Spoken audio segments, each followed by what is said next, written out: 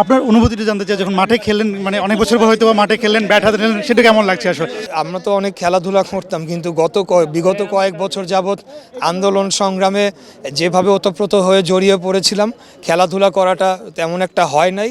এমনকি ব্যাটও হাতে নেওয়ার সুযোগটা ছিল না, অথবা মন মানসিকতাও ছিল না আমাদের।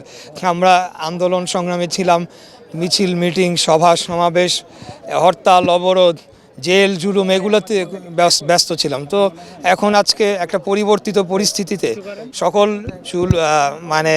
জুলুম মোকাবেলা করে একটি গণ অভ্যুত্থানের মাধ্যমে বাংলাদেশ তার স্বাধীনতা ফেরত পেয়েছে আমি বলতে চাই। তো এই মুক্ত আকাশের নিচে কোনো টেনশন ছাড়া, কোনো ধরনের মানসিক কোনো বিড়ম্বনা ছাড়া যে আজকে আমরা এখানে সকলে মিলে এখানে খেলতে পেরেছি, সেটার জন্য আমার অত্যন্ত ভালো লাগছে। এবং আমি ফিল করছি যে আমি আবার বাংলাদেশের একজন নাগরিক হিসেবে যে আমার মর্যাদা, সেটা আমি ফিরে পেয়েছি, এটি আমি বলতে চাই।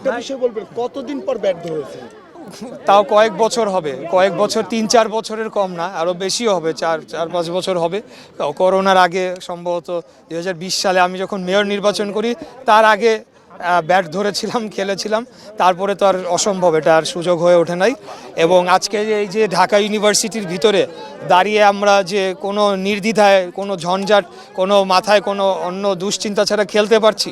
আর আপনারা জানেন যে ঢাকা বিশ্ববিদ্যালয় সহ সকল শিক্ষা প্রতিষ্ঠানে ছাত্রলীগ নামধারী সন্ত্রাসীরা, আওয়ামী লীগের মদতপুষ্ট সন্ত্রাসীরা, তারা একটা বিভীষিকাময় পরিস্থিতি তৈরি করেছিল। এখানে তাদের দৌরত্বে তো একজন সাধারণ ছাত্র বা সাধারণ নাগরিকরা এসে যে এখানে বসবে, সেই সুযোগটাও ছিল না।